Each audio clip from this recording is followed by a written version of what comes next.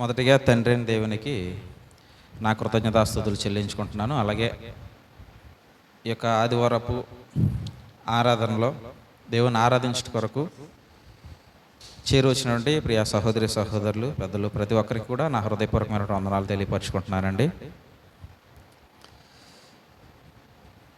గతించినటువంటి వారము మనం భక్తిని గూర్చినట్టు కొన్ని విషయాలను తెలుసుకోవడం జరిగింది. భక్తి అనేటువంటిది ప్రవర్తనతో కూడుకున్నది, అంతే కదండి. ప్రవర్తన అంటే అది కనిపించేదా కనిపించిందా?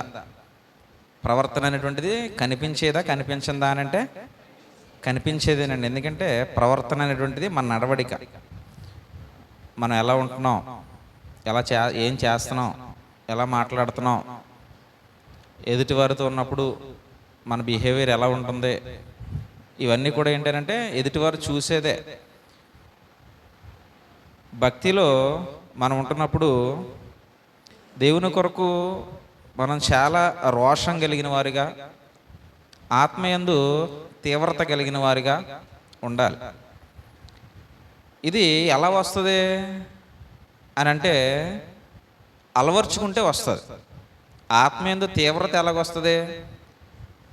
నా దేవునితో నేను కలిసి ఉన్నటువంటి ఈ క్షణాల్లో నేను రోసం గలవాడిలా ఉండడం అని అంటే అది ఎలా వస్తుంది అని అంటే అలవాటు చేసుకోవాలండి మనం. ఉదాహరణకి చేల్లో ఇప్పుడు ప్రస్తుతానికి ఉడుపుల కాలం, అన్నీ తడిసిపోయి ఉంటాయి కదండి, గట్లు జారుతూ ఉంటాయి. క్రొత్తగా పనికొచ్చిన వాళ్ళు ఎవరైనా ఉన్నారనుకో, ఆల్రెడీ అలవాటు అయిన వాళ్ళతోటి సమానంగా గట్లు అంటే నడవలేరు. వాళ్ళు నడవగలరండి? నడవలేరు.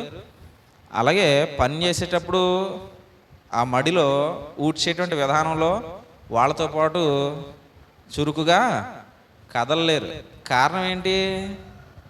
క్రొత్త అండి. ఆ గట్లు జారిపోతూ ఉంటాయి, నడవలేరు. ఇంకోళ్ళు చెయ్యి అట్టుకోవాలి, కింద జారిపోతూ ఉంటారు. ఆ తర్వాత ఊడ్చేటువంటి టైంలో కాలు లోపలికి వెళ్ళిపోతుంటుంది, అది బయటికి రా తొందరగా. అది ఎలా తీసుకోవాలో తెలియదు.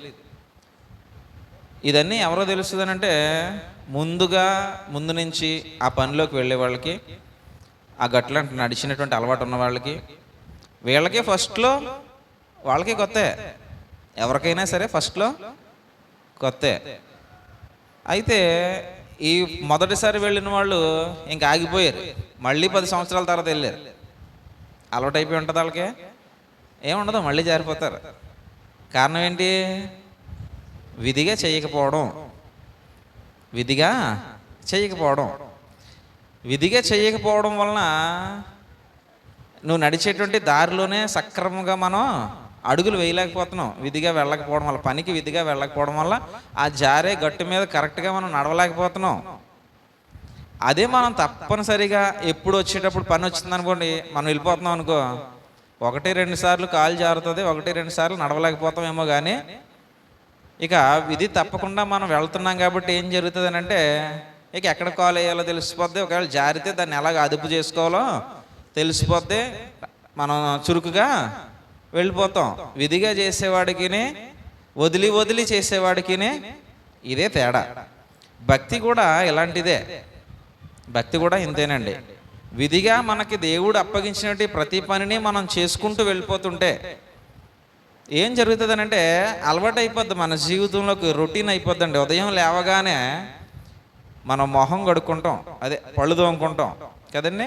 ప్రతి ఒక్కరూ చేసేటువంటి పనే ఇది. మన లైఫ్లో ఏమైపోయింది? ఒక భాగం అయిపోయింది కదండి. మొహం కడుక్కోవడం అనేది ఒక భాగం అయిపోయింది. తినడం అనేటువంటిది ఒక భాగం అయిపోయింది. ఇవన్నీ ఒక భాగాలు అయిపోయి మన జీవితంలో. మన జీవితం వెళ్ళిపోతుంది, మనకు తెలియకుండానే ఆ పనులు చేసుకుంటూ వెళ్ళిపోతున్నాం మనం. అది భారం అనిపిస్తుందా మనకి? మొహం కడుక్కోవడం భారం అనిపిస్తుందా? అన్నం తినడం భారం అనిపిస్తుందా? అనిపించదండి. టైం అయ్యేటప్పుడు ఆటోమేటిక్గా మన మైండ్ ఎక్కడికి వెళ్ళిపోద్ది అంటే అక్కడికి వెళ్ళిపోద్ది. లేచిన వెంటనే తెలియకుండానే మనం వాష్రూమ్కి వెళ్ళిపోతుంటాం, మొహం కడిగేసుకుంటుంటాం, వచ్చేస్తాం. ఇది భారం అనిపించదు. ఆడవాళ్ళకి ఇంటి దగ్గర పనులు ఉంటాయి, గిన్నెలు తోముకోవడం అని, వంట చేసుకోవడం అని. ఈ పనులు ఏం భారం అనిపించవు. ఇంకెందుకని? మీ జీవన శైలిలో అదొక భాగం కాబట్టి ఇది భారం అని అనిపించదు. అలా కాకుండా మనకు పిల్లలు పుట్టిన తర్వాత వాళ్ళు యవ్వన వయసు వరకు పాపం చదివించుకుంటున్నాం మనం, మంచిదే. సడన్గా గిన్నెలదాం అన్నారు అనుకోండి, 15 సంవత్సరాలు వచ్చే ఒక అమ్మాయికి అప్పుడు దాకా ఎక్కడో హాస్టల్లో చదువుకుందో, ఇంటికాడ చదువుకుందో, ఎక్కడో చోట చదువుకుని వచ్చింది, గిన్నెలదాం అని మనం వాడిని గిన్నెలన్నీ ముందెట్టేసాం. ఇప్పుడు ఆ అమ్మాయికి ఎలాగుంటుంది? భారం కాదు, మనం ఎదుర్కొంటే వెళ్ళి మొహం చూస్తే ఏడ్చేస్తుంటుంది.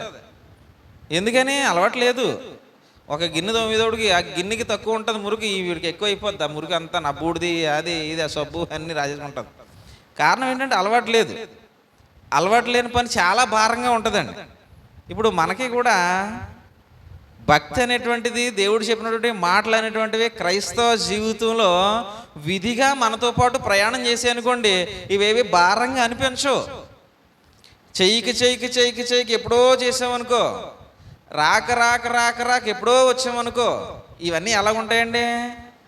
ఏదో మన కుర్చీ ఉంది కాబట్టి, కుర్చీలో కూర్చుంటున్నాం కాబట్టి నడుము సలుపు కానీ మోకాళ్ళ సలుపు కానీ లేవు. ఇప్పుడు మేము కింద కూర్చోవడం మొదలెట్టాం, ఇక్కడికి వచ్చిన దగ్గర ఇలా కింద కూర్చునే వాళ్ళం కాదు కదా, సైడ్లో కూర్చుని పోయేవాళ్ళం అందరం. మాకు ఫస్ట్లో చాలా భారంగానే అనిపించేది, కాళ్ళు అలా పెట్టా ఇలా పెట్టి. ఇప్పటికీ ఇంకా నేను పెడుతున్నాను, నడుము నొప్పి వచ్చేస్తూ ఉంటుంది.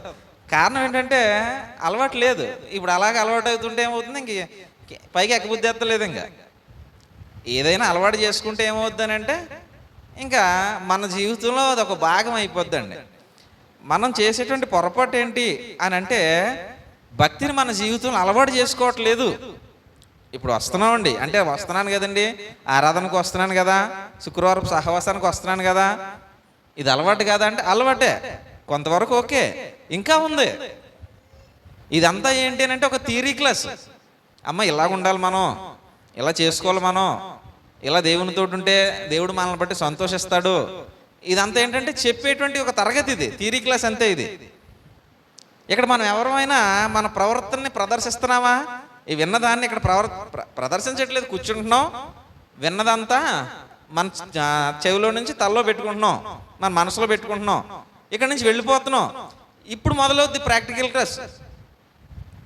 ప్రాక్టికల్ క్లాస్ అంటే చేయడం. ఇదంతా వినడం వరకునే. ఇక్కడ మనం అందరం ఏం చేస్తున్నామంటే నాతో సహా వింటున్నాం దేవుని మాటలు. నేను మాట్లాడుతున్నాను అన్న మాటే, కానీ నా నోటి నుంచి వచ్చే మాట నేను కూడా వింటున్నానండి. ఇక్కడ ఉన్న మనం అందరం కూడా ఇది ఒక ప్రాక్టికల్ థియరీ క్లాస్ లాగా వింటున్నాం. విన్న విషయం మన మనసులో ఉందనుకోండి, ఇప్పుడు ఏం చేస్తామంటే ఇది అని ఒకటే చెప్పుకున్న తర్వాత బయటికి వెళ్ళిన తర్వాత అది మనసులో ఉంటే ఏమవుతుంది, మన జీవితంలోనికి అది రావడానికి అవకాశం ఉంటుంది. మనసులో లేదనుకోండి, మనసులో ఎప్పుడు ఉండదు, వినకపోతే ఉండదండి. మనసులో ఎప్పుడు ఉండదండి, వినకపోతే ఉండదు. చెప్పేవాడితో మనం ప్రయాణం చేయకపోతే వినలేం. వినాలంటే ఇంకొక సూత్రం ఏంటంటే చెప్పే వ్యక్తితో ప్రయాణం చేయాలి. ఇప్పుడు మనం బైబిల్ చదువుతున్నాం అనుకోండి, చదివేటప్పుడు ఏదో ఆలోచిస్తా చదవండి. ఒక వచనం తీయండి, ఒక వచనం తీసి ఇంటికాడ ఏదో ఆలోచిస్తానో లేదా చుట్టాల దగ్గర సమస్య ఏదో ఆలోచిస్తానో ఆ వచనం చదువు, 10 సార్లు చదువు, కానీ ఏం చదువు నీకు తెలియదు. కారణం ఏంటంటే నీ ఆలోచన ఎక్కడో ఉంది, ఇంటి దగ్గర లేకపోతే చుట్టాల దగ్గర ఏదో సమస్య దగ్గర ఏదో గొడవ దగ్గర ఎక్కడో ఉందండి, నీ ఆలోచన బయట ఎక్కడో ఉంది. కాబట్టి 10 సార్లు చదివినా అది వెళ్ళట్లేదు. పోనీ మాకు చదువు రాదు కదండి అంటే వినేటప్పుడు చూడండి, ఎవరైనా మనకు విషయం చెప్తున్నప్పుడు ఎదుర్కొంటానే కూర్చుంటాం. మన కళ్ళల్లోకి వాళ్ళ కళ్ళు కనపడుతుంటాయి, వాళ్ళ కళ్ళలోకి మన కళ్ళు కనపడుతుంటాయి. ఏంటి అంటాం, మళ్ళీ ఎందుకంటావు ఆ మాట, ఎందుకంటావు చెప్తుంది కానీ ఆ మనిషి నీ ముందు ఉండి చెబుతుంది కానీ నీకు ఎక్కడికి వెళ్ళిపోయింది, ఆలోచన ఎక్కడికి వెళ్ళిపోయింది. అందువల్ల ఏమంటావు నువ్వు అని అడిగేటప్పటికి వినలేదు మనం. ఏంటి ఏమన్నావు అని మళ్ళీ అడుగుతాం. ఎదురుగానే ఉన్నావు, కళ్ళులో పెట్టి చూస్తున్నావు. కాకపోతే నీ మనసు ఎక్కడుందంటే చెప్పే మనిషి యొక్క మాటల దగ్గర లేదు, వేరే చోట ఎక్కడ ఉంది. కాబట్టి ఏం చెప్పారో తెలియక మళ్ళీ అడుగుతున్నాం. ఇప్పుడు దేవుని దగ్గర ఉన్నప్పుడు కూడా, వాక్యం వినేటప్పుడు కూడా ఒక వ్యక్తి ఇక్కడ నుండి చెప్తున్నాడు.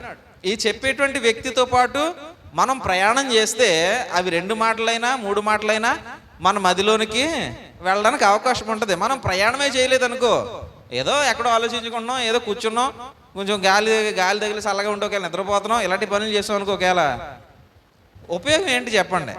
దేవుని దగ్గరికి వచ్చామంటే మనకు ఉపయోగకరంగా ఉండాలి, దేవుడు మనకి తోడుగా ఉండాలి. అలాగా మనం దేవుడిని ఏం చేసుకోవాలంటే ప్రసన్నం చేసుకోవాలి. దేవుడిని మనం ఏం చేసుకోవాలండి? మన భక్తి ద్వారా ప్రసన్నం చేసుకోవాలి. దేవుడు మనల్ని ఇష్టపడేవారిగా మనం మారిపోవాలన్నమాట అండి. మరి మనం ఈ కూర్చున్నటువంటి క్రమంలో, వినేటువంటి క్రమంలో అలా ఉండగలుగుతున్నామో లేదో ఒకసారి ఆలోచన చేయండి. ఇలా ఉండి వినేవారిగా ఉండి విన్నదాన్ని మదిలో పెట్టుకున్నవారిగా ఉంటే ఇప్పుడు థియరీ అయిపోయింది, చెప్పేసుకున్నాం. ఇప్పుడు ఎక్కడికి వెళ్తాం? బయటికి వెళ్తాం, ఊళ్ళోకి వెళ్తాం, స్నేహితుల దగ్గరికి వెళ్తాం, బంధువుల దగ్గరికి వెళ్తాం, ఉద్యోగం చేస్తే మనం ఉద్యోగం చేసుకునేటువంటి ఆ కొలీగ్స్ దగ్గరికి పోతాం, ఇలా ఎవరెవరి దగ్గరికో వెళ్తాం, మనుషులందరితో కలిసి బ్రతుకుతూ ఉంటాం. కానీ నీ ప్రవర్తన అంతా ఏంటి అంటే, నేను ఆల్రెడీ థియరీ క్లాస్ విన్నాను, ఆదివారం విన్నాను, శుక్రవారం విన్నాను, బుధవారం స్త్రీల కొడుకులో విన్నాను, థియరీ క్లాసులు వింటున్నాను కాబట్టి ఇప్పుడు నా జీవితం ఏంటి? నిజానికి నా జీవితం కాదు ఇది. క్రైస్తవుల జీవితం అనేటప్పటికి ఎవరిది ఇది జీవితం అని అంటే యేసుక్రీస్తుది ఇది. ఎందుకని? మనం ఏనాడో చనిపోయాం, ఇక్కడ బ్రతుకుతున్నాం, కానీ ఈ లోక విషయంలో మనం ఏనాడో చనిపోయాం, బాప్తిసం తీసుకున్న నాడే. కాబట్టి ఇక మిగిలిన ఈ జీవితం ఎవరిది అంటే యేసుక్రీస్తుది. మనకి పౌలు గారు ఆ స్పష్టత ఇచ్చేసాడండి దేవుని వాక్యం ద్వారా. ఆ స్పష్టత ఇచ్చేసారు. ఇంకా జీవించేవారికి మీదట తమ కొరకు కాక మన కొరకు ఎవరైతే మరణించి తిరిగి లేచాడో ఆయన కొరకు మనం జీవించాలి అనే స్పష్టత ఇచ్చేసాడు కొరింథీయులతో మాట్లాడుతున్న సందర్భంలో. కాబట్టి ఇక్కడ మనం లోకంలోకి వెళ్ళిన తర్వాత జీవించే జీవితం నాదని జీవిస్తున్నాం. కాబట్టే విన్న థియరీని ప్రాక్టికల్గా మనం చేయలేకపోతున్నాం. బయటికి వెళ్ళిన తర్వాత మన మాటల్లో పరిశుద్ధత కనిపించకపోవడం, మన స్నేహంలో అసలైన ప్రేమ కనపడకపోవడం, ఆప్యాయత కనపడకపోవడం అన్నీ నటనలే. కారణం ఏంటి? జీవితం నాదని జీవిస్తున్నాం కాబట్టి. కానీ ఇది నాది కాదు, నా కొరకు మరణించి తిరిగి లేచాడే ప్రభు, తన స్వరక్తమిచ్చి నన్ను కొనుక్కున్నాడే, నన్ను విలువ పెట్టి కొనబడిన వాడవు నువ్వు అని అన్నాడే, ఆయనది కదా జీవితం. కాబట్టి నేను ఎక్కడున్నా ఆయన జీవితం కాబట్టి ఆయనకు చెడ్డ పేరు రాకుండా బ్రతికేవాడిగా నేను ఉండాలి అని అనుకుంటే అప్పుడు మనం ఎవరి మధ్యనైనా ఉంటాం. కానీ వారి మధ్యన, ద్వేషించే యూదుల మధ్యన, ద్వేషించేటువంటి రోమన్ల మధ్యన యేసు ప్రభు వారు బ్రతికారు. కానీ తన బ్రతుకులో ఏ విధమైనటువంటి మచ్చలు డాగులు తెచ్చుకోలేదు. కారణం, నా బ్రతుకు నన్ను పంపిన వాని కొరకు అనేటువంటి నిశ్చయత ప్రభువులో ఉందా అండి? ద్వేషించేటువంటి యూదుల మధ్యనే బ్రతికాడు ఆయన. ఆ దూషించి అవకాశం వస్తే చంపే అంత అధికారం ఉన్నటువంటి రోమీల మధ్యనే బ్రతికాడు ఆయన. అలాంటి వారి మధ్యన, ద్వేషం మధ్యన బ్రతికినప్పటికీ, ఆయన చంపాలని ఎదురు చూసే మనుషుల మధ్యన బ్రతికినప్పటికీ, ఆయన ఏ పని మీద వచ్చాడో, ఆయన ఎవరో అన్న సంగతి ఏనాడు యేసు ప్రభు మర్చిపోలేదు. ఆయన ఎవరి పని మీద వచ్చాడు? దేవుని పని మీద వచ్చాడు, మానవుడిగా. మరి దేవుడే కదా అంటే దేవుడే, కానీ మానవుడిగా వచ్చాడు కాబట్టి దేవుడు అనేటువంటి పాయింట్ పైన ఉంచాడు పరలోకంలో. ఆ దేవుని పని మీద మానవుడిగా వచ్చాడు కాబట్టి ఆ పని మర్చిపోలేదు. అలాగే వచ్చిన తర్వాత ఆయన ఎవరి కొరకు బ్రతకాలి అని అంటే పంపిన వాని కొరకు బ్రతకాలి. ఎవరు పంపాడు ఆయన్ని? తండ్రి పంపించాడు. దేవుడు లోకమును ఎంతో ప్రేమించాడు కాగా తన అద్వితీయ కుమారుని యందు విశ్వసించువాడు నశింపక నిత్య జీవం పొందినట్లు ఆయనను లోకానికి అనుగ్రహించాడు, లేదా పంపించాడు, ప్రసాదించాడు. దేవుడు కుమారుడైన క్రీస్తు ప్రభుని శరీరధారిగా లోకానికి ప్రసాదించాడు. అంటే పంపబడినటువంటి వ్యక్తి పంపించినటువంటి ఆయన కొరకు బ్రతికాడు. ఇది యేసుక్రీస్తు జీవితంలో మనం చూసేది. ఇంకా వేరేనా ఏమన్నా ఉందా? ఒకనొక సందర్భంలో యేసు ప్రభు దగ్గరికి ఒక శిష్యుడు వచ్చి, దేవా నేను నీతో కూడా వస్తాను, నువ్వు ఎక్కడుంటావు చూస్తాను అని అన్నాడు. ఏమన్నాడు అప్పుడు యేసు ప్రభు? రా, నాకు 6 అంతస్తుల బిల్డింగ్ ఉంది, పైన నేను ఉంటాను అనుకో, కింద రూములన్నీ ఖాళీయే, ఆ 12 మంది 12 రూముల్లో ఉంటారు, ఇంకా చాలా రూములు ఉండిపోయి అన్నాడండి. ఏమన్నాడు మరి? మనం బెదిరింతామే కోళ్ళెత్తిపోద్దని. నక్కకైనా బొరియలు ఉన్నాయి, కానీ మనిషి కుమారుడు తలవాంచుకున్నటకు అయ్యో. అంటే ప్రభు తన పనిలో ఎలా నిమగ్నమయ్యాడనంటే ఇక తన కొరకు కాదు, తన కొరకు ఏదో చేసుకోవాలని కాదు, తను పంపిన వాని కొరకు బ్రతకాలి అన్న కాన్సెప్ట్ మాత్రమే చూపించాడు ప్రపంచానికి యేసుప్రభు వారు. అయితే మనల్ని నీకోసం నువ్వేమీ చేసుకోవద్దని చెప్పలేదు. కష్టపడు, నిన్ను నువ్వు బలపరుచుకో. అయితే నిన్ను బలపరచువాని యందు నువ్వు బలపడుతున్నావు అన్న సంగతి మర్చిపోకు. పౌలు అంటాడు ఫిలిప్పీ పత్రికలో మాట్లాడుతూ, నన్ను బలపరచువాని యందే నేను సమస్తమును చేస్తున్నాను అన్నాడు. మరి మనం అందరం బలపడుతున్నాం కదండి, బాగానే ఉన్నాం. దేవుని దయ వల్ల ఆరోగ్యంగా ఉంటున్నాం, దేవుని దయ వల్ల పని చేసుకోగలుగుతున్నాం, దేవుని దయ వల్ల నడవగలుగుతున్నాం, తిరగగలుగుతున్నాం, అన్నీ బాగానే ఉన్నాయి. కాబట్టి ఇలాగ కృప చూపినటువంటి దేవుని యందు నేనున్నాను, ఆయన కొరకు నేను ఏదైనా చేయగలను అనేటువంటి అసలు ఆ ఆలోచన కొంచెమైనా మన దగ్గర ఉందో లేదో మనం ఆలోచించుకోవాలి ఒకసారి. దేవుని కోసం నేను ఎలా ఉండగలుగుతున్నాను? లోకంలోకి వెళ్ళిన తర్వాత విన్న మాటలను బట్టి నా యొక్క జీవన శైలిలో ఏదైనా మార్పు వస్తుందా? మాటలో మార్పు వస్తుందా? ఎదుటి వ్యక్తిని ప్రేమించేటువంటి విధానంలో మార్పు వస్తుందా? కోపం వచ్చింది, మరి కోపాన్ని కంట్రోల్ చేసుకోవడంలో మార్పు వచ్చిందా? ఇవన్నీ మనం అలవర్చుకుంటేనే, గట్టు మీద ప్రతిసారి నడిస్తేనే నడవడం ఎలాగైతే వస్తుందో,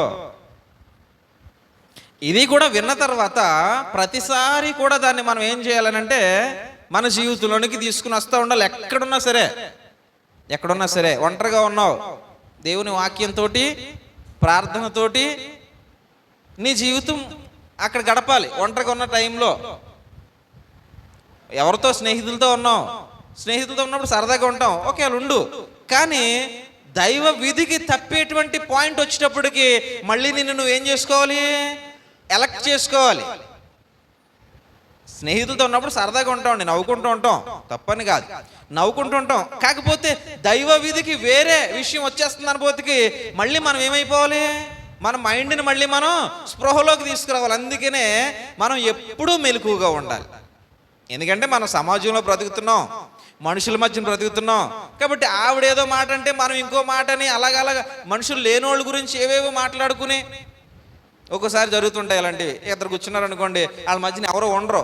లేని వ్యక్తి గురించి ఆవిడ 2 చెప్తే, ఈవిడ 3 చెప్తే, ఆవిడ 2 చెప్తే అదేమవుతుంది? అది ప్రాక్టీస్ అవుతుంది తప్ప, అయ్యో ఇది మనిషి మన మధ్యన లేనప్పుడు మాట్లాడడం సరికాదు. కాబట్టి అది నేను తప్పు చేసినోడిని అవుతాను. మీకు ఒక సంఘటన చెప్తాను, లైవ్లో జరిగినటువంటిది. ఏంటనంటే, నాకు ఒక నెల క్రితం బామర్ది వరుస అవుతాడు, రంపచోడవరం నుంచి మమ్మీ వాళ్ళ కుటుంబీకులు, ఆయన ఫోన్ చేశాడు అనమాట. నాకన్నా చిన్నోడే. నేను క్లాసులో ఉన్నాను, కరెక్ట్గా శనివారం శుక్రవారం ఉదయం అనమాట. ఏ బా ఫోన్ చేస్తావు అని అంటే, నీకు సారీ చెప్దామని ఫోన్ చేసిన బావ అన్నాడు. నాకు అర్థం కాలేదు, ఎందుకని? నన్ను ఏమని అనలేదు, పోనీ మా ఎదురు మాట్లాడుకోలేదు, ఏమైనా సందేహం ఉంటే అడుగుతాడు, చెబుతాను, అంతవరకు అయిపోయింది. సారీ చెప్దామని అని అన్నాడు. ఎందుకు అని అన్నాను. ఏమైందని, ఏం జరిగిందని అంటే తనేమన్నాడనంటే, మొన్న నేనును జాను బాబాయ్ అవుతాడు, ఏమవుతాడు మరి, బాబాయ్ మాట్లాడుకుంటూ, అంటే అదే మన తునే సాల్మన్ రాజు అంకుల్ గారు అల్లుడు, ఇద్దరు మాట్లాడుకున్న సందర్భంలో నీ ప్రస్తావన వచ్చింది. నీ గురించి మాట్లాడుకున్నాం. అందుకని నువ్వు లేవు కదా, లేనప్పుడు నీ గురించి మాట్లాడుకోకూడదు కదా, రేపు మళ్ళీ నేను వెళ్ళి ప్రభురాత్రి భోజనంలో పాల్గొనాలి, నువ్వు లేని సందర్భంలో నీ గురించి మాట్లాడాం, అందుకు సారీ చెప్పాలి అని నాకు బాధగా ఉంది నీ గురించి మాట్లాడినందుకు అని అన్నాడు. ఏం మాట్లాడుకున్నారని? చెడ్డగా ఏం మాట్లాడుకోలేదు, ఇంతకనే వాక్యం బాగా చెప్తాడు అని మాట్లాడుకున్నారంట ఇద్దరు. ఇలా అయినా అదైనా నువ్వు లేవు కదా, నీ గురించి అంత డిస్కషన్ మేము చేసుకున్నాం, ఒకవేళ ఆ డిస్కషన్లో ఏదైనా చిన్న పొరపాటు, ఒకవేళ దేవునికి నచ్చిన మాట మేము మాట్లాడి ఉంటే నువ్వు నన్ను క్షమించు అని అన్నాడు అనమాట. నేను నవ్వుకున్నాను, బల్లెటోడులే సర్లే అని అన్నాను.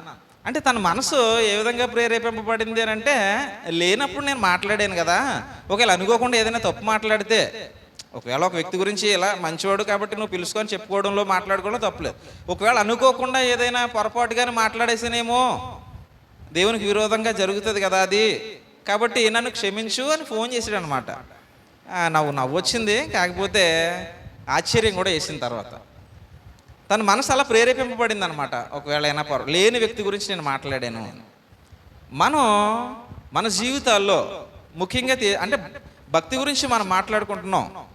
మన జీవితాల్లో భక్తి అనేటువంటిది ఏంటి అంటే దేవునితో కలిసి నడవడం అని చెప్పాను గతించిన వారం. గాడ్ లైన్స్ అన్నాడు అంటే దేవునితో కలిసి దేవుడు ఎలా ఉన్నాడో అలాగ ఉండడం. ఇంకొక అర్థం ఏంటంటే ప్రార్థన జీవితం ఒకటే, దేవుడు ఎలా ఉన్నాడో అలాగూ ఉండడం అని. దైవతత్వాన్ని కలిగి ఉండడము గాడ్ లైన్స్ అని చెప్పేసి అన్నాడు.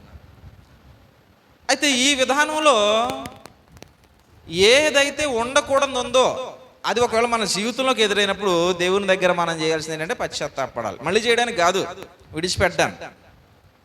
ఇది మనం ఎప్పుడంటే మన జీవితంలో ప్రతిరోజు కూడా ప్రతి విషయాన్ని అంటే భక్తికి సంబంధించిన ప్రతి విషయాన్ని ప్రతిరోజు మనం స్మరించుకుంటూ ఉంటే అది అలవాటు అవుతుందండి. ఉదయం లేచి బ్రష్ చేసుకోవడం మనకి ఎలా అలవాటు అయిందో, మధ్యాహ్నం అయ్యేటప్పటికి 12:30, 1 గంట అయ్యేటప్పటికి భోజనం చేయాలి అని మన మైండ్ ఎలాగైతే అక్కడ తీసుకుని వెళ్ళిపోతుందో, అలాగే ప్రార్థన చేయడం కోసం, అలాగే సహోదరులకు ఏదైనా 2 వాక్యాలైనా చెప్పాలి అన్నటువంటి దాని కొరకు, లేదా నా గురించే ప్రతిరోజు పలానా వారి దగ్గరికి వెళ్ళి ప్రార్థన చేయించుకోవాలి అనేటువంటిదైనా. మనం వెళ్ళి ప్రార్థన చేయించుకోవడం తప్ప? అస్సలు కాదండి. వెళ్ళి ప్రార్థన చేయించుకోవడం తప్పు కాదు, పిలిపించుకుని ప్రార్థన చేయించుకోవడం తప్పు కాదు, వెళ్ళి వాక్యం చెప్పడం తప్పు కాదు, పిలిపించుకుని వాక్యం చెప్పించుకోవడం తప్పు కాదు, ఇవేవి తప్పు కాదు. ఇవన్నీ కూడా ఒక టైం ఉంటుంది మనకి. ఈవినింగ్ భోజనాలు అన్నీ అయిపోయిన తర్వాత కొంచెం టైం ఉంటుందండి, రిలాక్స్ అవుతుంది మన బాడీ. ఆ టైంలో ఒక అరగంట సేపు మనం కేటాయించగలిగాం అనుకో ప్రతిరోజు, ఏదో ఎవరితోటో మన సహోదరులతో మాట్లాడుకోవడానికి. ఏ మాటలు? అందుకే భక్తుడైనటువంటి పౌలు తిమోతికి పత్రిక రాస్తున్నప్పుడు ఇలాగ ఖాళీ టైంలో బాడీ రిలాక్స్ అయ్యేటప్పుడు ఆటోమేటిక్గా స్నేహితులు కలిసి ఏం చేసుకుంటారు? ముసలమ్మ ముచ్చట్లు పెట్టుకుంటారు. సో ముసలమ్మ ముచ్చట్లు గాక దైవభక్తి విషయమైనటువంటి సాధకం అని అన్నాడు అక్కడ. ముసలమ్మ ముచ్చట్లు ఏం చేయమన్నాడు? విసర్జించి అన్నాడండి. విసర్జించానంటే ఇంకా అప్పుడుతో అయిపోవాలి. ఇంకా నేను క్రైస్తవురాలని అయ్యాను, క్రైస్తవుని అయ్యాను, ఇంకా అప్పుడే ముసలమ్మ ముచ్చట్లు పక్కగా పోవాలి. ఎందుకని? నా ముచ్చట ఏదైనా ఉంటే ఎవరి గురించి ఉండాలి? ఎవరి గురించి ఉండాలమ్మా? క్రీస్తు ప్రభు గురించి ఉండాలి నా ముచ్చట. దేవుడు గొప్పవాడు, ఇదే మాట. కొంతమంది ఒక ఆయన, మేము పిటి స్కూల్లో ఉన్నప్పుడు ఒక ఆయన నాకు చెప్తున్నాడు అనమాట. ఏంటంటే ఆయన ఎప్పుడు ఏం వాక్యం చెప్పలేదు, కానీ ఎప్పుడు రోడ్డు అంటే వెళ్ళేవాడు హల్లెలూయా హల్లెలూయా అనుకుంటూ వెళ్ళిపోయేవాడు అన్న. ఎప్పుడు వాక్యం చెప్పలేదు, కానీ అలా వెళ్ళిపోతూ ఉండేవాడు.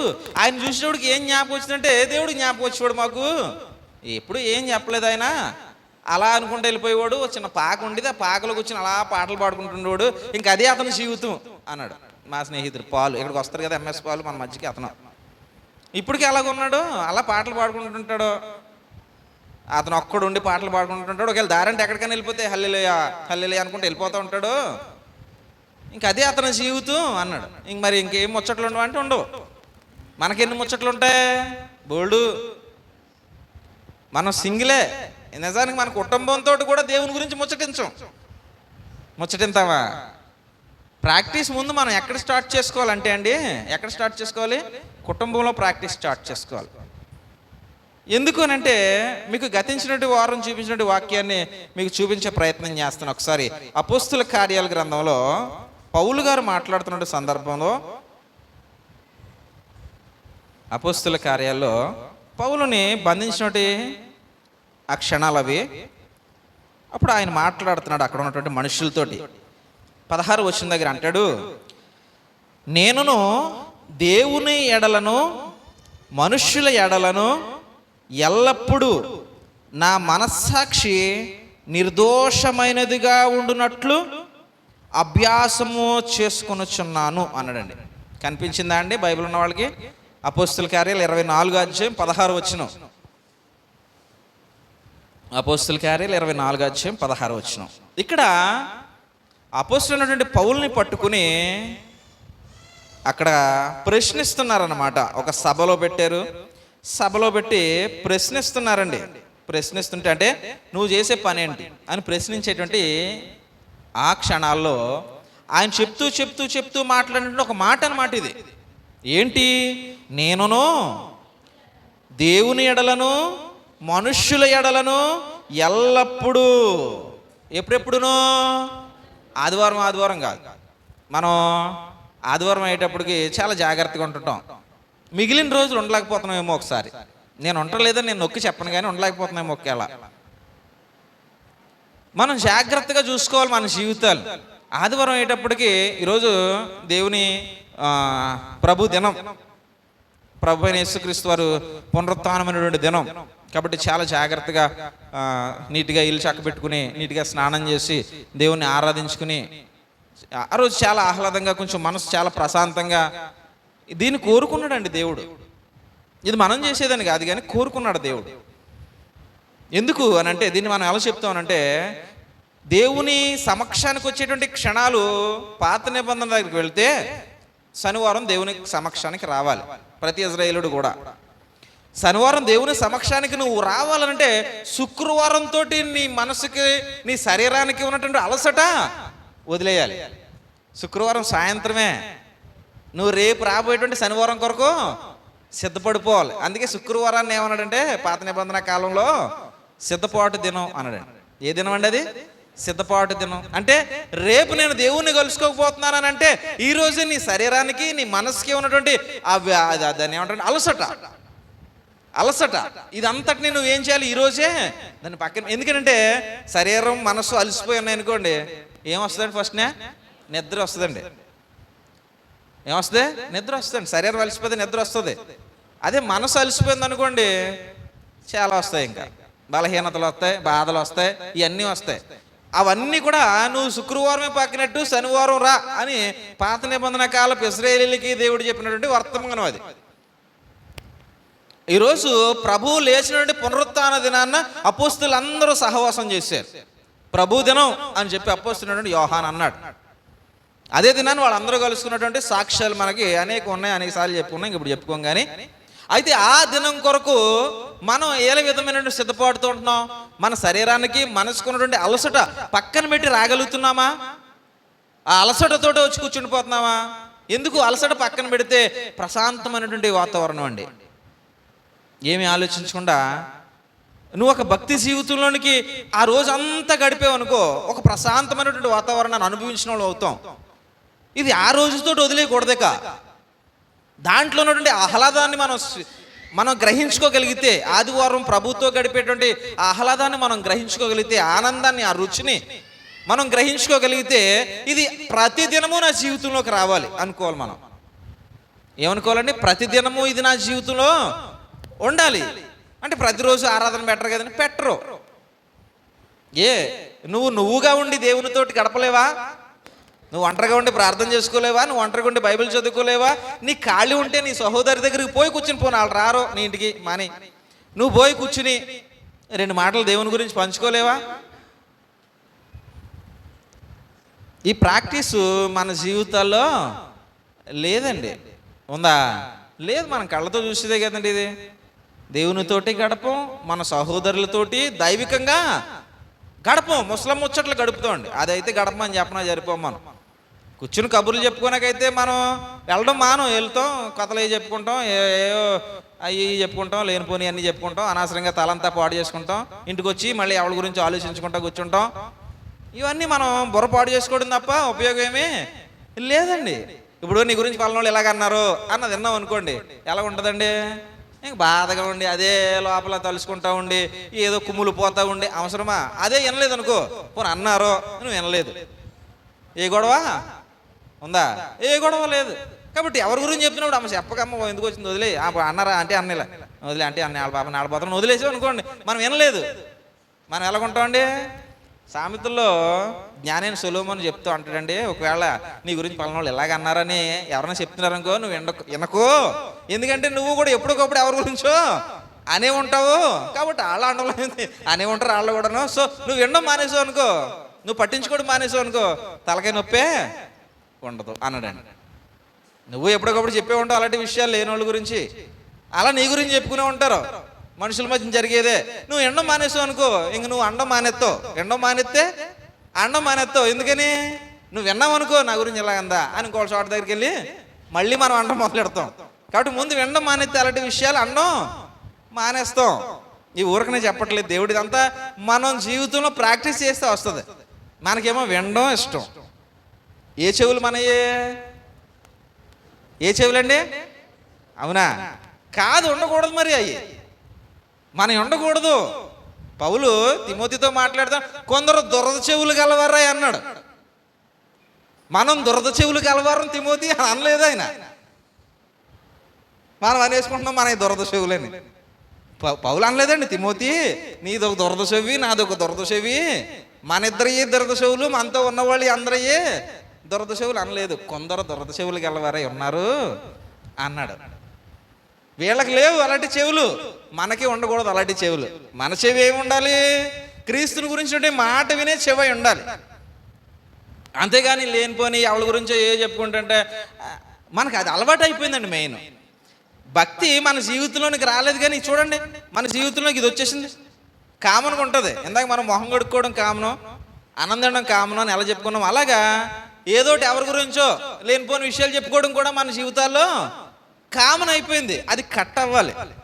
అది మంచి లక్షణం కాదు.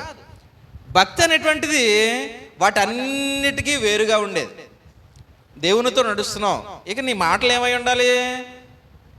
పాత నిబంధన కాలపు ప్రజలతో మాట్లాడుతూ ద్వితీయోపదేశకాండం అనుకుంటా అండి.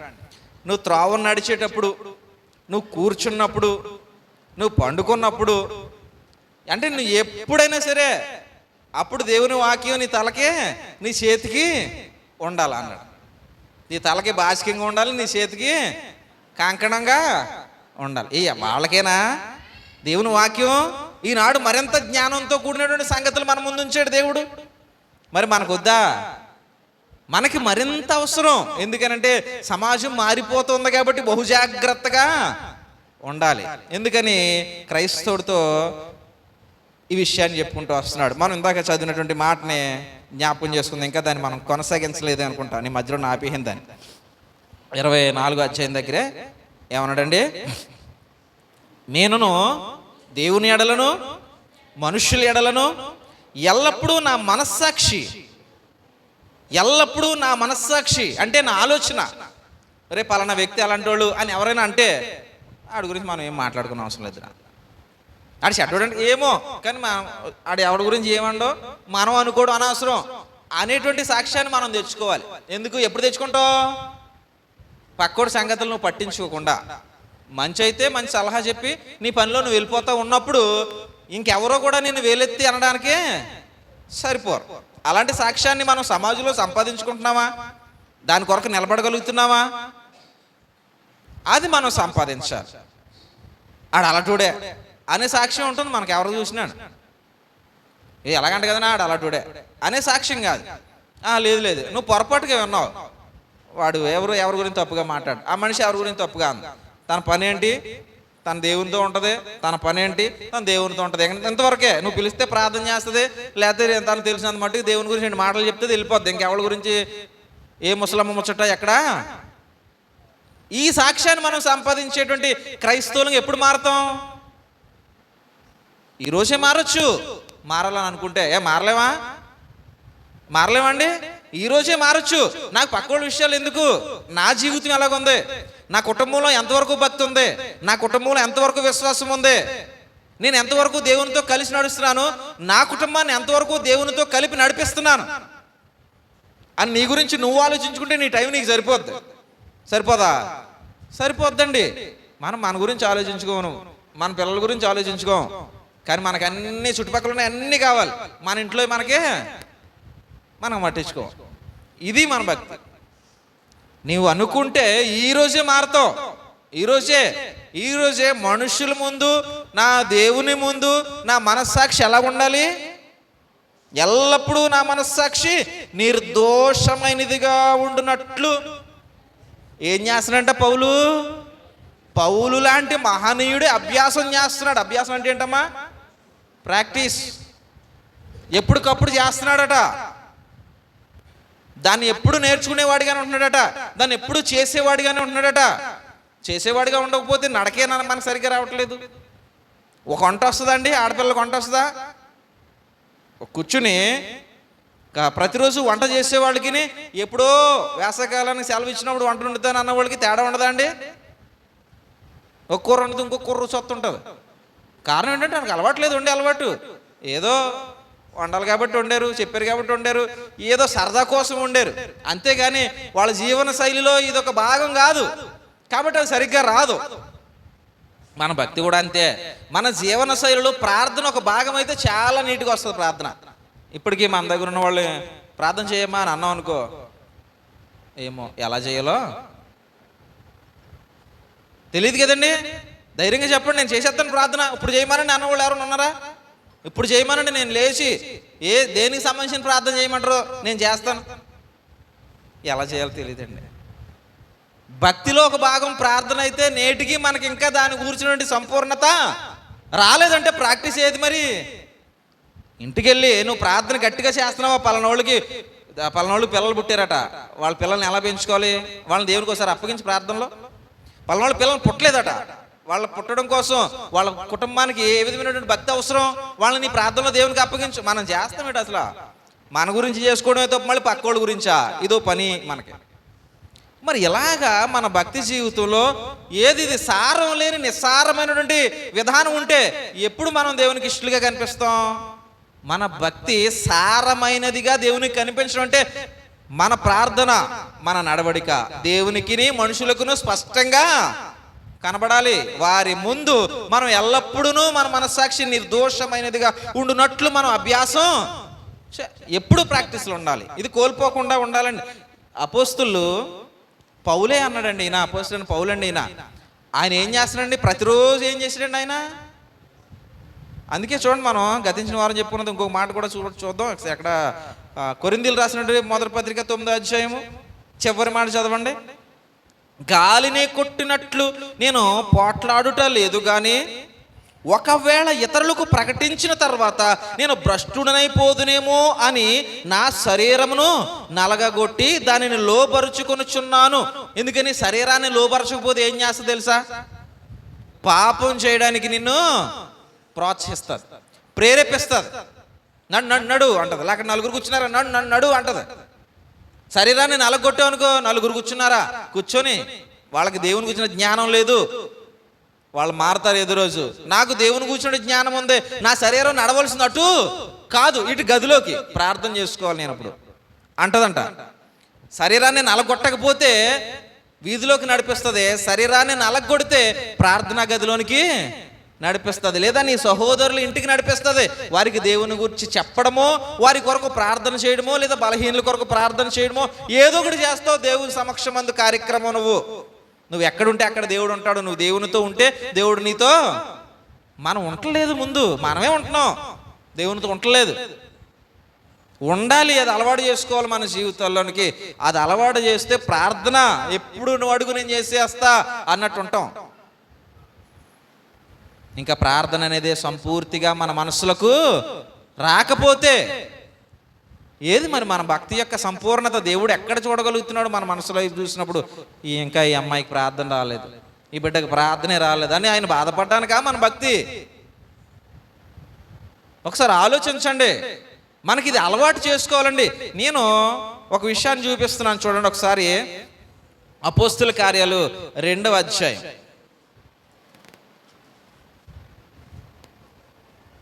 అపోస్తుల కార్యాలు 2వ అధ్యాయం 42వ వచనం. అపోస్తుల కార్యాలు 2వ అధ్యాయం 42వ వచనాన్ని చదువుతున్నాను. వీరు అపోస్తుల బోధ యందును సహవాసమందును రొట్టె విరుచుట యందును ప్రార్థన చేయుట యందును ఎడతెగక ఉండిరి. ఎడతెగక అంటే వదిలేదట. ఇక వాళ్ళు నిర్ణయించుకున్నారు, సర్లే మీరు చక్కబెట్టండిలే, మీరు ఉన్నారు కదా, మీ నలుగురు ఉన్నారు కదా, మీ ముగ్గురు ఉన్నారు కదా, మీ ఇద్దరు ఉన్నారు కదా అనట్లేదట. ఎవరనంటే మొదట 3,000 మంది బాప్తిసం తీసుకున్నటువంటి వ్యక్తుల గురించి చెప్తున్నాడు అక్కడ. ఇక మనం క్రిందకి వెళ్ళిపోతే ఒకసారి చూద్దాం. 47 వచ్చిన దగ్గరికి వెళ్ళిపోతే, ఆనందముతోనూ నిష్కపటమైన హృదయముతోనూ ఆహారము పుచ్చుకొని చుండిరి, మరియు ప్రభు రక్షణ పొందుచున్న వారిని అనుదినము వారితో చేర్చుచుండెను అన్నాడు. ప్రతిరోజు దేవునికి మనుషులు వస్తూనే ఉన్నారు, దేవుని దగ్గర మనుషులు వస్తూనే ఉన్నారు, దేవుని దగ్గర మనుషులు వస్తూనే ఉన్నారు. ఎందుకు వస్తున్నారు? ఆ టీం ఎలాగుంది? మనుషులు వస్తున్నారు, ఉదాహరణకి టీము మనుషులు వస్తున్నారు అంటే ఈ టీం ఎలాగుంది? ఆనందముతోనూ నిష్కపటమైన హృదయము కలిగి నా ప్రవర్తనను బట్టే ఎదుటివాడు మన దగ్గరికి రావడానికి ఇష్టపడతాడు. ప్రభు అనుదినము చేరుస్తున్నాడు.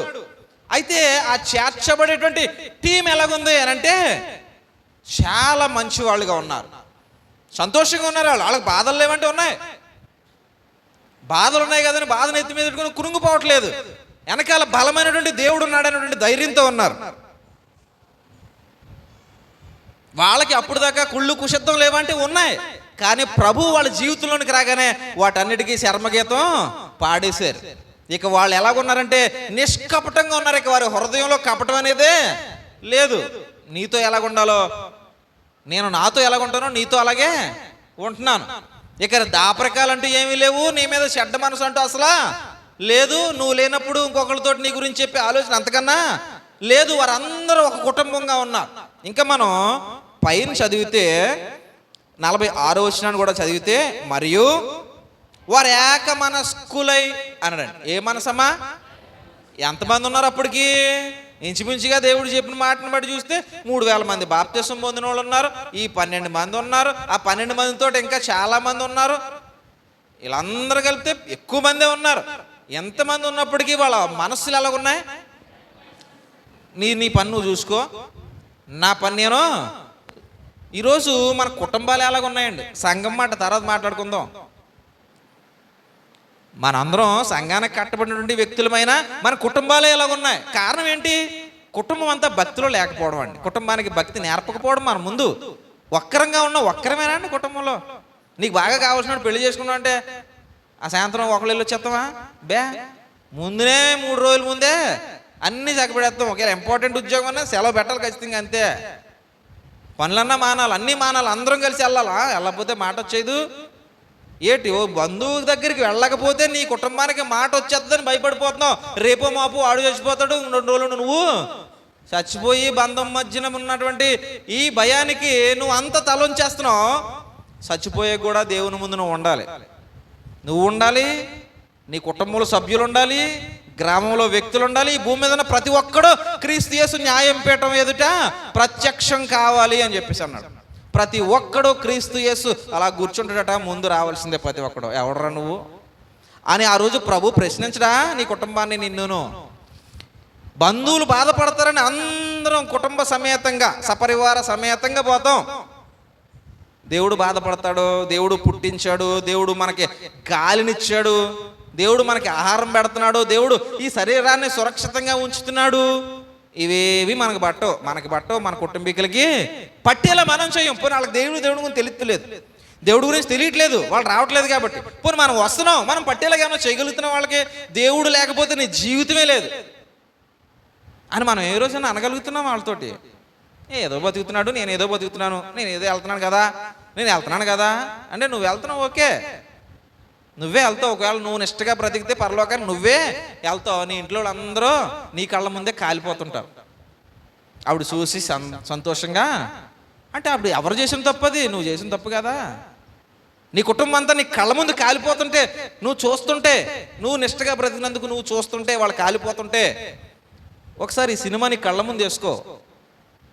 నువ్వు ఎంతగా ప్రేమించే వాళ్ళే ఉన్నారు నీ ఇంట్లో, కానీ చచ్చిపోయిన తర్వాత వాళ్ళు నువ్వు వేరైపోయి నువ్వు సంతోషంగా ఉంటూ అంటే నువ్వు నిష్టగా బ్రతికితే చెప్తున్నాను. నువ్వు వాళ్ళతో కలిసిపోతే నువ్వు అందులో పోయి అందరూ కలిసి కాలుతారనుకోండి, అది వేరే సంగతి.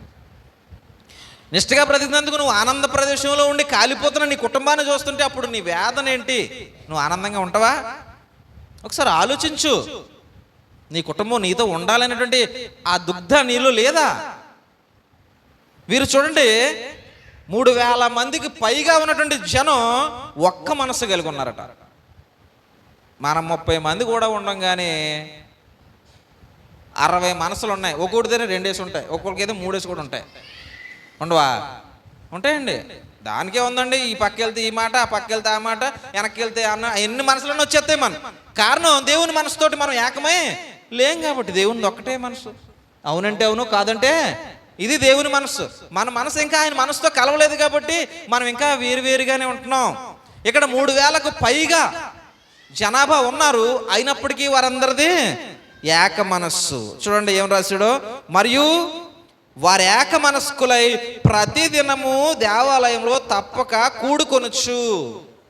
ప్రతిదినము ప్రాక్టీస్ వదిలేస్తే ప్రాణాలు పోతాయేమో భయం వాళ్ళకి. ఎందుకంటే అప్పుడే వాళ్ళ ముందు ప్రభు బ్రతికి వెళ్ళాడు, అప్పుడే వాళ్ళ ముందు అపోస్తులు కలిసి ఉన్నారు వాళ్ళతోటి. ఇంకా ఏం జరుగుతుందంటే, మాట వినకపోతే దేవుణ్ణి మోసం చేసే ప్రయత్నాలు చేస్తే మనుషులు అక్కడికక్కడ చనిపోతున్నారు. అననీయ సఫీరే మనకు తెలుసు కదండి, ఆ 4 అధ్యాయాలు దొరుకుతారు. వాళ్ళు దేవుణ్ణి మోసం చేసే ప్రయత్నం చేశారు, అక్కడికక్కడే ప్రాణాలు కోల్పోయారు. మిగుల భయం కలిగింది వాళ్ళందరికీ. అమ్మో, దేవునితోటి చెలగాటం చాలా ప్రమాదం. వాళ్ళకే కాదు, నీకు నాకు కూడా నేటికి ప్రభు వచ్చే నాటి వరకు కూడా అందరికీ ప్రమాదమే దేవునితో చెలగాటవాడడం. మనకు తెలియట్లేదండి. దేవుడు దీర్ఘశాంతంతో ఎదురు చూస్తున్నాడు కదా. దీర్ఘశాంతం, దేవుని దీర్ఘశాంతం మానవాళికి ఈరోజు చేతగానితనంగా కనిపిస్తుంది. ఏం చెయ్యలే. ఆ రోజు కొందరు మూర్ఖులు వస్తారు, మా తాతల నాటి నుంచి చూస్తున్నావు, నువ్వు ఎలాగే చెప్తున్నావు యేసుప్రభు వస్తారని ఏ రోజు రాలేదు కదా అనేవాడు ఉన్నాడు. కానీ పూర్వం నోవాహు దినాలని మర్చిపోయాడు దుర్మార్గుడు. ఆ రోజు అలాగే చెప్పిన వాళ్ళు నోవాహు జలప్రయాణంలో అందరూ మునిగిపోయారు. నేడు అలాగే జరుగుతుంది. అలాంటి మూర్ఖత్వంతో ఉంటే అని చెప్పాడండి పేతురు గారి ద్వారా దేవుడు. నేటికి అట్టి మూర్ఖత్వపు జనులు లేరా? ఉన్నారు, మన పక్కనే ఉంటున్నారు, మనతోటే ఉంటున్నారు.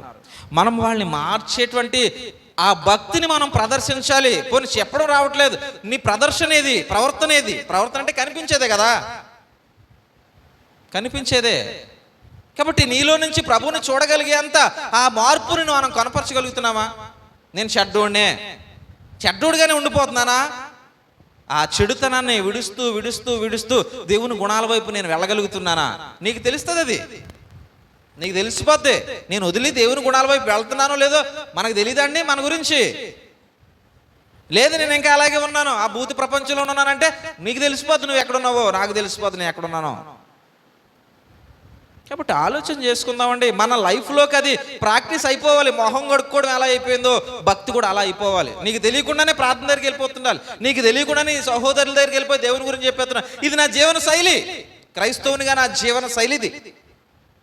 మనిషిగా నేను ఎలా మొహం కడుక్కుంటున్నానో క్రైస్తవుడిగా నేను అలా ప్రార్థన చేస్తున్నాను. మనిషిగా నేను ఎలాగ 3 పూట్ల తింటున్నానో క్రైస్తవుడిగా నేను అలాగే నా సహోదరులతో వాక్యాన్ని మాట్లాడుతున్నాను. అది నా జీవన శైలి, ఇది నా జీవన శైలి. శరీరం ఉంది కాబట్టి అది నా జీవన శైలి. దేవుడు ఇంకా నా ప్రాణాన్ని ఉంచాడు కాబట్టి ఇది నా జీవన శైలి. ఇది క్రైస్తవుడి యొక్క మాట అయి ఉండాలి. మనకుందా అంత నిక్కచ్చైనటువంటి ఆలోచన? ఉందా అండి? మన క్రాంతి చెప్తూ ఇలా కొడుతూ మరి చెప్పాడు, అలా బల్లగుద్ది చెప్పే అంత ఉందా? ఉండాలండి. ఇది ఇరిపోద్దేమో అనుకున్నాను ఆడు కొడుతుంటే అండి. అంత బల్లగుద్ది చెప్పే అంత ఉండాలండి మన దగ్గర. ధైర్యం ఉండాలి దేవుని దగ్గర. భక్తుడైన యోహాను పత్రిక రాస్తే ఏమంటే, దేవుని ఎదుట మనం ధైర్యం గలవారమై ఉంటాం. ఎప్పుడు? ఈ నిర్దోషమైన మనస్సాక్షి ఉంటే, మన హృదయం మన పైన దోషారోపణ, ఒరే నువ్వు ఇంకా అదిరా, నువ్వు ఇంకా ఇదిరా అని నన్ను నా హృదయమే అనకుండా ఉంటే దేవుని దగ్గర నేను ధైర్యంగా నిలబడతానట. మన హృదయాలు ఇంకా ఉంటాయండి అలాగా. మనలో ఏదో లోపం ఉంది, ఇంకా ఎవరో చెప్పనవసరం లేదండి. మనం బాధపడిపోతాం, వాడు అలాగన్నాడు ఇటు ఇలాగన్నాడు అని. ఒకసారి నేను నువ్వే పరిశీలించుకో, నువ్వేంటో నీకే తెలిసిపోదు. అవి కట్ చేయాలండి. అదేమన్నా తప్పు అండి? పోనీ తప్పు అంటే చెప్పండి, మానేద్దాం. ఒక అబద్ధం ఆడే అలవాటు అయిపోయింది మన జీవితంలో. అబద్ధం అనేది మన జీవితంలో రొటీన్ అయిపోయింది. ఎవరు అబద్ధం ఆడకుండా ఉండడం కట్ చేయి, అది తప్ప? అబద్ధపు జీవితం రైటా? నిజాయితీగా బ్రతకడం రైటా? నిజాయితీగా బ్రతకడం రైట్. ఎదుటి వాళ్ళ మీద పడి ఏడవడం రైటా? దేవుడు కృపను బట్టి వాళ్ళు అలా ఉన్నారు, దేవుని కృపను బట్టి నేను ఎలాగున్నాను, అందరూ దేవుని కృపను బట్టి సంతోషంగా ఉన్నామని బ్రతకడం రైటా? మనం ఏం చేస్తామంటే ఎదుటి వాళ్ళ మీద పడి ఏడుస్తామండి. అలవాటండి. ఒకడెవడో మొన్న మాట్లాడుతూ చిన్న మాట అన్నాడు. 10 మంది కలిసి స్నేహితులు ఉన్నారనుకో, 10 మంది కలిసి స్నేహితులు ఓ లాటరీ కొన్నారనుకో, ఎవరో నాకు గుర్తులేదు కానీ విన్నాను. 10 మంది కలిపి లాటరీ కొన్నారనుకో, కొనుక్కున్నారు, మంచిదే. 10 మంది కలిసి చక్కగా పార్టీలు చేసుకుంటున్నారు, తిరుగుతున్నారు, వెళ్తున్నారు, వస్తున్నారు, అన్నీ చేస్తున్నారు. ఆ 10 మందిలో 8వ నెంబరోడుకో 7వ నెంబరోడుకో లాటరీ తగిలిందనుకో, మిగిలిన ఆడికి తగిలేసిందిరా అని బాధపడతారంట. కరెక్ట్ కాదండి? కరెక్టేనండి. 10 మంది అప్పుడు దాకా కలిసి ఉన్నారు, 10 మంది కలిసే కొనుక్కున్నారు, ఎవరు టికెట్ ఆడు జోబులో పెట్టుకున్నాడు. కానీ అందులో ఒక్కడికే తగిలింది, మిగిలిన 9 మంది ఆడి మీద వెంటనే ఏర్చబడిపోతారు. ఆడికి తెలిసింది చూడు, ఇప్పుడు ఏం చేస్తాడో దాంతో, ఏం కొనేస్తాడో దాంతో, ఏం గట్టేస్తాడో దాంతో. ఇటు అప్పుడు దాకా కలిసి ఉన్నా సరే చూడండి ఆ గుణం ఎలా మారిపోయిందో. ఆనందించగలమా? అప్పుడు ఆనందించే గుణం ఉన్నోడు క్రైస్తవుడు. ఎప్పుడు ఆనందించగలవు? ఆ 10 మంది మనసు ఒకటైతే, వాడి తగిలినా నాకు తగిలినా మా అందరిది ఆనందం అనుకుంటాం. అంత కలిసే స్నేహాలు ఉంటున్నాయేంటి? లోకంలో ఉండవండి. ఉంటే మంచిదే, ఉంటే మంచిదే. బైబిల్ గ్రంథంలో కూడా ఉన్నాయి మంచి స్నేహాలు, ఉంటే మంచిదే. కానీ మనుషులుగా ఆలోచన చేసుకుంటే ఆ ఈర్ష్య గుణం మాత్రం ఖచ్చితంగా మన దగ్గర ఉంది. అది కట్ అవ్వాలండి. ఇది అలవాటు అవ్వాలి మన జీవితానికి. అవును, ఎదుటోడు సంతోషంగా మంచిది ఉండే. నేను కష్టపడితే అన్ని కష్టపడి సంపాదింతే మనం సంతోషంగా ఉండవా? ఇంకొకటి తెలివిని బట్టి ఎదిగాడు, మంచిది, ఆనందంగా ఉండే. నువ్వు తెలివిగా ఉండు, నువ్వు ఎదుగుతావు. ఆడమే పడి ఎదిగి ఏడితే నీ కళ్ళలోంచి నీళ్లు, తల్ల నొప్పి తప్ప ప్రయోజనం ఏమీ ఉండదండి. ఒకళ్ళని బట్టి మంచిది. ఇంకొక ఉదాహరణ చెప్తానండి. ఓ చెట్టు ఎదిగింది అనుకోండి, ఆ చెట్టు ఓనరు నీడ నీ మీదకి రాకుండా ఆపగలడా? ఆపలేడండి. చెట్టు ఎదిగే ఉంది, నీడ ఆటోమేటిక్గా సూర్యుని బట్టి నీడ వచ్చేస్తుంది. అలాగే మన పక్కన వాళ్ళు ఎవరైనా ఎదిగారు అనుకోండి, ఒక ఉదాహరణ చెప్తున్నాడు, మంచి నాయకుడు అయిపోవడం అనుకోండి. మన పక్కన వాళ్ళు ఆ నాయకుడి కోసం ఏదో చేస్తుంటుంది గవర్నమెంట్, ఎందుకు అతని కోసం చేస్తుంది, మన కోసం కాకపోయినాను. అప్పుడు మనం అందరూ అనుభవించమండి,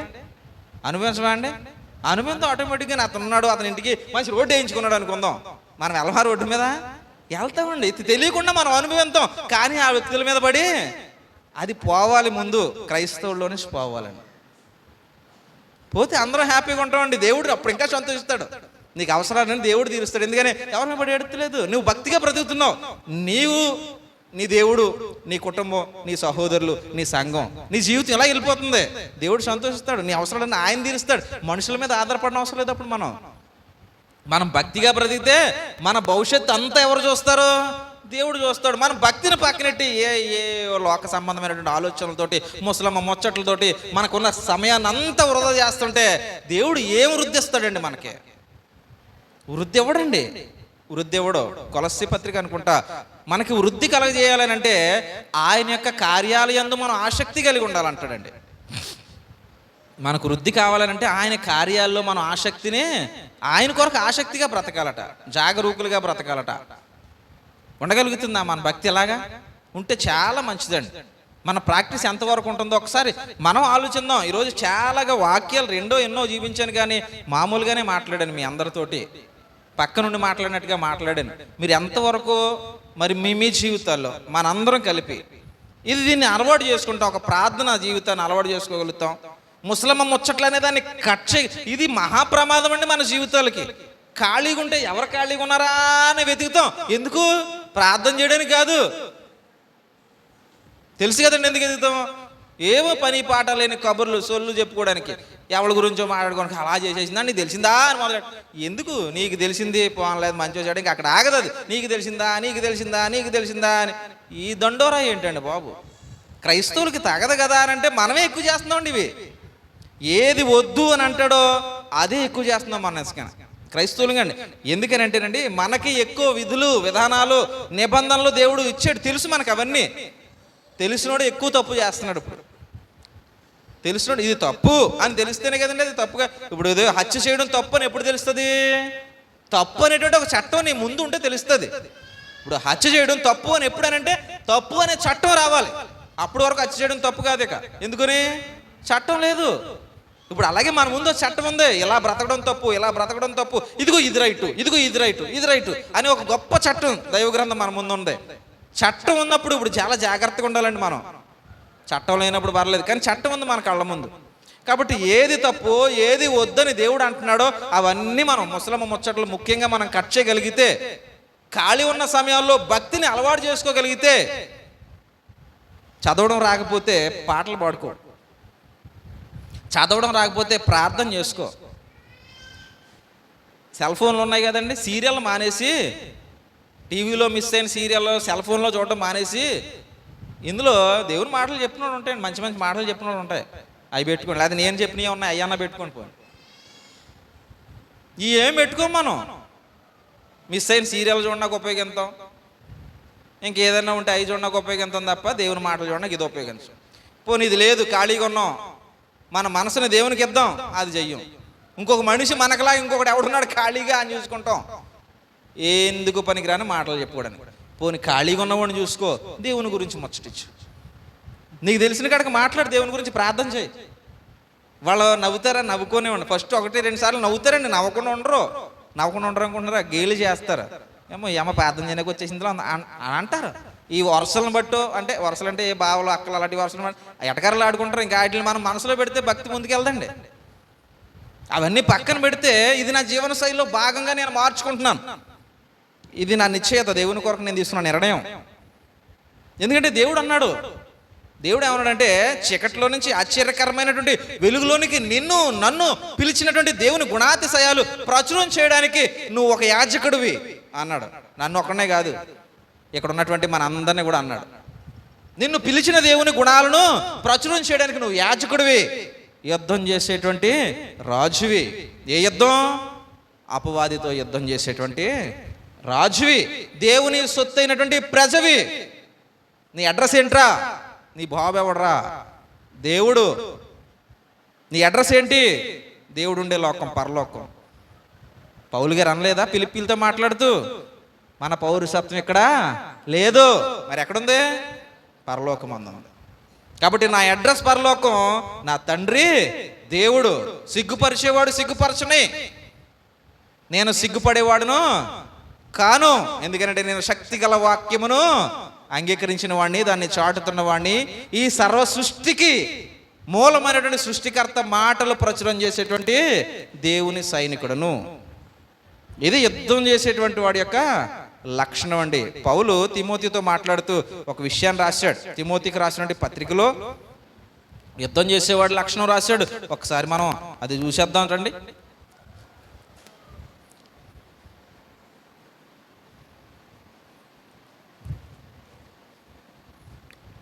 2వ పత్రిక అండి, 2వ అధ్యాయం. తిమోతికి రాసిన 2వ పత్రిక 2వ అధ్యాయం 4వ వచనం చదువుతున్నానండి. సైనికుడు ఎవడనో యుద్ధమునకు పోవునప్పుడు తన్ను దండులో చేర్చుకున్న వారిని సంతోష పెట్టవలనని ఈ జీవన వ్యాపారంలో చిక్కుకొనడు. 2 పాయింట్లు ఉన్నాయి. 1, ఈ జీవన వ్యాపారంలో చిక్కుకోడు. 2, నిన్ను ఈ దండులోకి చేర్చుకున్న వాడిని సంతోష పెట్టాలి. ఎవరు నిన్ను దండులో చేర్చుకున్నదే? రాజకుమారా, క్రాంతి కుమారా? కాదు. ఎవరు మరి? దేవుడే, ప్రభువే రక్షణ పొందుచున్న వారిని అనుదినము వారితోటి చేర్చుచుండెను. కాబట్టి దేవుడే నిన్ను ఈ దండులోకి చేర్చాడు. కాబట్టి నిన్ను చేర్చుకున్న వాని పక్షంగా నువ్వు యుద్ధం చేసేటువంటి వీర జవాన్గా నువ్వు సైనికుడివి. కాబట్టి ఇక నువ్వు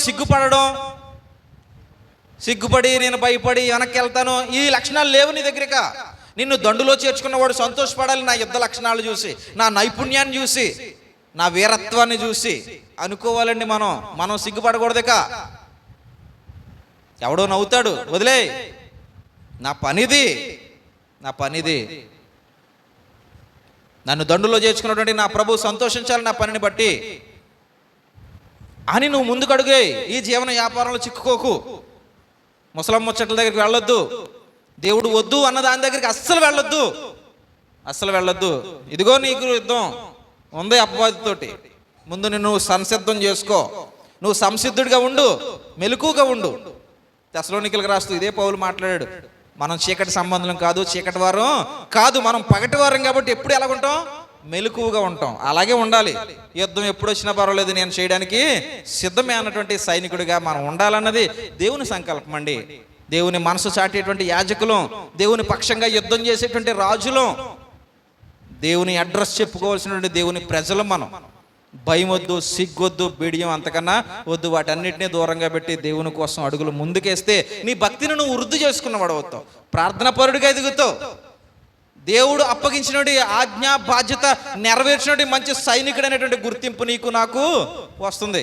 అప్పుడు మన భక్తి దేవునికి తేటతెల్లంగా కనిపిస్తుంది. ఆనాడు యోబు, ఆనాడు దావీదు అని చెప్పుకోని అవసరం లేదు. ఈనాడు నువ్వు, నేను అని కూడా చెప్పుకోవచ్చు. అలాంటి గొప్ప సాక్ష్యాన్ని మనం అందరం కూడా సాధించాలంటే సాధన చేయాలి.